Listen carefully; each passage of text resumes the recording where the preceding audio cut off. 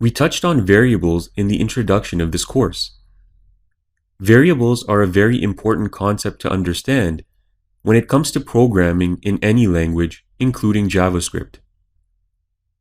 Unlike JavaScript constants, variables are named containers that can store a single value or multiple values. These values can change based on user inputs or other factors. Let's take a look at a basic example of how variables can be used to store values.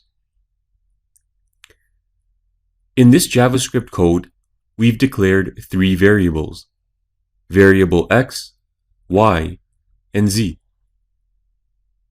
You can think of each variable as a container. The variables each contain their own value. The value of variable x is 10. The value of variable y is 15. The value of variable z is equal to the sum of variable x and y, which in this case would be 25, or 10 plus 15. Now let's output the value of c using the getElementById output method. We'll output the result in a paragraph with the ID demo.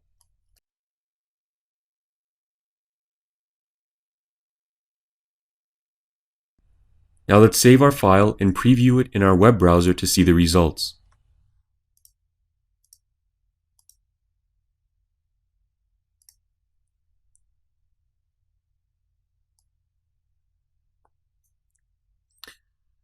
Here we can see our heading, JavaScript variables, and our paragraph, working with variables. And underneath that, we can see the result has been outputted. So variable x has been added to variable y, and the result has been outputted to 25.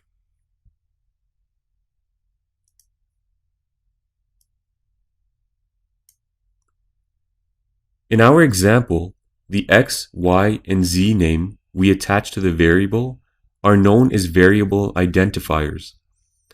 Each variable you declare must have a unique identifier. We used very short identifiers, but as we progress through the course, we will be using more descriptive identifiers.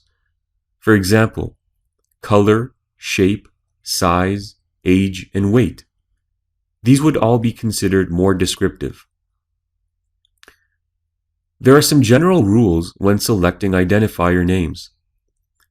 Names can contain letters, digits, underscores, and dollar signs. Names must begin with a letter. Names are case sensitive. Reserved words, like JavaScript keywords, cannot be used as names. JavaScript variables can hold numbers like 100 or 10.5, or text values, for example, John Smith. Text values are known as text strings. Strings must be written in single or double quotes. Numbers can be written without quotes. If you put quotes around a number, it will be treated as a string. For the sake of this example, let's change our numerical value 15 to a text value. Now when we save our file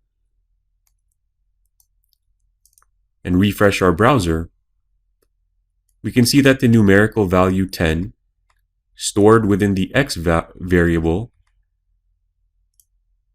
has been attached to the string contained within variable y. The output is contained within variable z, which equals x plus y.